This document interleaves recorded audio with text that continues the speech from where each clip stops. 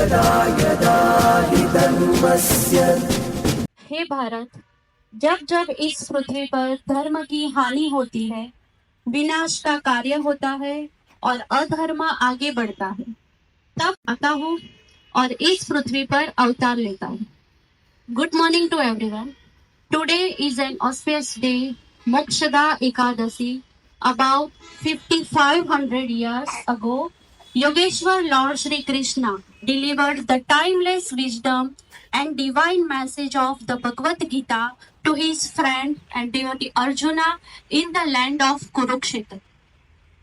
Bhagavad Gita is a 700 verses epic divided into 18 chapters. Bhagavad Gita talks about various paths to spirituality, such as the right action, means karma yoga, devotion, bhakti yoga, and knowledge, jnana. The word derived from the Sanskrit language. Bhag means blessing. Gita means a song of the blessed one. Bhagavad Gita, Adhyay 1, Slok 1. धर्मक्षेत्रे कुरुक्षेत्रे समवेता युयुत्सवः मामकाः पांडवाश्चैव किम कुर्वत संजय. धृतराष्ट्र बोले, हे संजय, धर्मभूमि कुरुक्षेत्र में एकत्रित युद्ध की इच्छा वाले मेरे और मेरे भाई पांडव के पुत्रों ने क्या किया. This incident is exciting. In the place of pilgrimage at Kurukshetra, currently located in the state of Haryana, warriors of the world gathered. On one side were the Pandavas and other side were the Kauravas seeking shelter. Arjuna, the most prominent warrior of the Pandavas army, hesitated when he saw his family members standing in opposition on the battlefield. He refused to fight and started running away from his duty as a Kshatriya. To remind Arjuna of his duty, Shri Krishna gave this divine instruction of the Gita. My dear children, we often face situations where it is difficult to know what to do.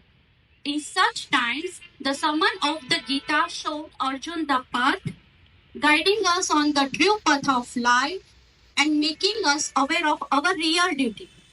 Interestingly, the Gita was spoken to the sun god Vivaswan millions of years ago. Manu was the first man in the earth, and Ivashu is the son of the Manu. Continues to spread the knowledge of the Gita in society. By making Arjuna a medium, the Supreme Personality of Godhead, Shri Krishna, spoke the same Gita again for our benefit. कष्ट होने पर मनुष्य खुद अपना ही नाश कर बैठता है. Conveys the message of our real identity as souls, promoting love and universal brotherhood. In the face of youth struggling with life's problem, the Gita facilitates overcoming negative attitudes and uplifts for higher consciousness. It teaches us how to behave with others, act for complete success in life, and provides answer to questions about peace, overcoming anger, living a balanced life, the ultimate goal of human life, and the reason for our troubles. In short, the answer to our questions and solution to our doubts are hidden in the 700 verses of the Gita. Throughout history, great philosophers, scientists, politicians, and spiritual leaders have found awareness in the knowledge of the Gita. अध्याय 18 और श्लोक number 14 में कहा है, ध्यान से सुनिएगा. अधिष्ठानम तथा कर्ता करणम, अधिष्ठानम तथा कर्ता करणम च पृथुवीरम विविधाश्च पृथक्चेष्टा दैवम चैवात्र पंचमम. हर एक वर्ड के मीनिंग में आपको बताऊंगा. अधिष्ठान, इसका मतलब है आपको कोई भी काम सफलतापूर्वक करना. फॉर एग्जाम्पल, तो 5 चीजें आपको याद रखनी है. कितनी आप सभी के पास है? First of all, your body. अधिष्ठान means your body. Shri Krishna कहते हैं एक तो आपके पास आपकी बॉडी होनी चाहिए, सभी के पास है। दूसरी है बॉडी के अंदर की आपकी आत्मा, सभी के पास आत्मा तो है, दो चीज तो है।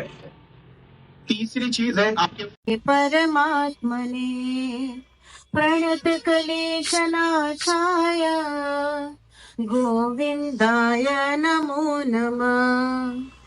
अध्याय 17 श्लोक 14। देवाद्विज गुरु प्राज्ञा पूजनम शौचमार्जवम ब्रह्मचर्य। आध्यात्मिक गुरु बुद्धिमानों और बुजुर्गों की पूजा स्वच्छता। अध्याय 16 श्लोक 21। त्रिविधं नरकस्येदं द्वारं नाशनमात्मनः कामः क्रोधः तथा लोभस्तस्मादेतत्त्रयं त्यजेत। अर्थात नरक का द्वार बताया है। ये तीनों इतने बुरे हैं कि इन्हें आत्मा का नाश करने वाला अर्थात आत्मा को अधोगति की तरफ ले जाने वाला कहा गया है। आसुरी प्रवृत्तियों के लोग इन्हीं तीनों के वश में अपनी सुध बुद्ध को खो बैठते हैं। काम, क्रोध और लोभ आपसे हर वो चीज करवाते हैं जो आपको नहीं करनी चाहिए, शारीरिक तौर पर भी और मानसिक तौर पर भी। दोनों कष्ट इन तीनों से ही शुरू होते हैं। इसके चंगुल में फंसने के बाद કોઈ માનવને અધોગતિ તરફ લઈ જાય છે અને માનવના પતનનું કારણ બને છે। આથી આ ત્રણેયનો નાશ કરવો, આ ત્રણેયથી બચવા અને નરકના દ્વારથી બચવા આ ત્રણેયનો ત્યાગ કરવો જોઈએ। આભાર। मां नित्ययुक्ता उपासते श्रद्धया परयोपेतास्ते वे युक्त तमा मता। श्री कृष्ण जी कहते हैं कि मुझ में मन को एकाग्र करके निरंतर मेरे भजन ध्यान में लगे हुए भक्तजन अतिशय श्रेष्ठ श्रद्धा से युक्त होकर मुझे भजते हैं। वे मुझको साधकों में अति उत्तम मान्य है। ये मेरे विचार है। जेऊ नित्य मारामा मन जोड़ी मारा परायण थई ज्ञानमयोहनम च वेदेश्च सर्वैरहमे वेदो वेदान कृतित्वी वेक्षाहम।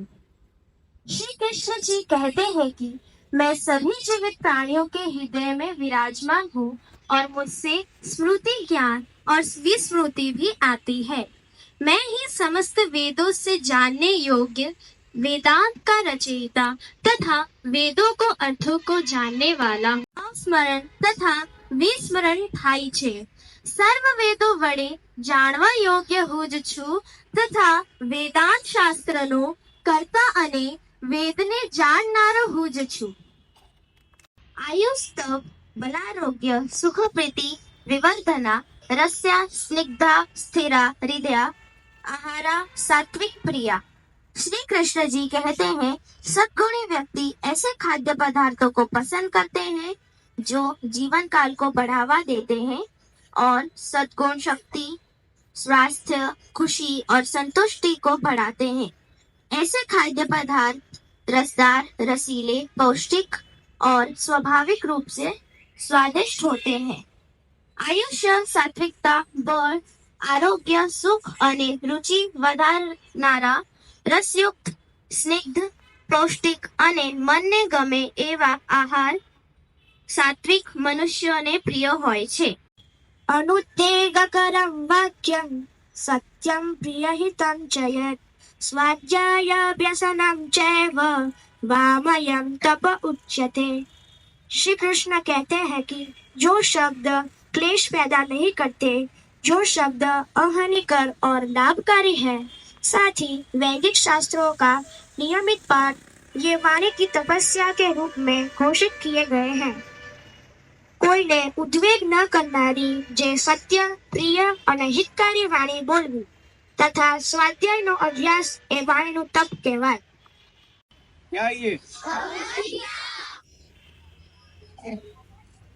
आप अभी जो जी रहे हो ना अपना जीवन, बस यही है गीता। कैसे बोलना है, कैसा खाना है, कैसा व्यवहार करना, वो सब इसमें दिया है।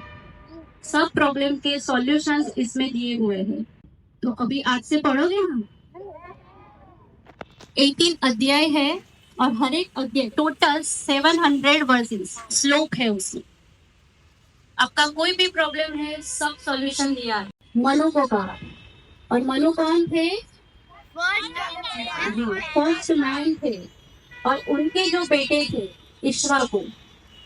जब अर्जुन ने युद्ध में अपने सामने अपने रिलेटिव को देखा तो एक बार तो वो क्या हो गए, अपने हथियार उन्होंने रख दिए। तब श्री कृष्ण भगवान ने ये गीता दोबारा उनको बताई थी और कहा रहे हो वो सही रास्ते पर जा रहे हो तो आपको अपना युद्ध करना ही है। ये गीता में ये बताया गया है कि हमें कैसा बोलना चाहिए, कैसे रहना चाहिए, कैसे व्यवहार करना चाहिए। सबसे ज्यादा कृष्ण भगवान ने ये गीता में ज्ञान के बारे में बताया है। जो ज्ञानी है ना उनको कोई कुछ नहीं बिगाड़ सकता है। तो हम आज से ये प्लस लेते हैं कि रोज एक श्लोक, ऐसा नहीं कि पूरा अध्याय। देव सुतम देवम कंस चाणूरमर्दनम देवकी परमानंदम कृष्णं वंदे जगद्गुरुं कृष्णं वंदे जगद्गुरुं देव कंस चाणूरमर्दनम देवकी परमानंदम कृष्णं वंदे जगद्गुरुं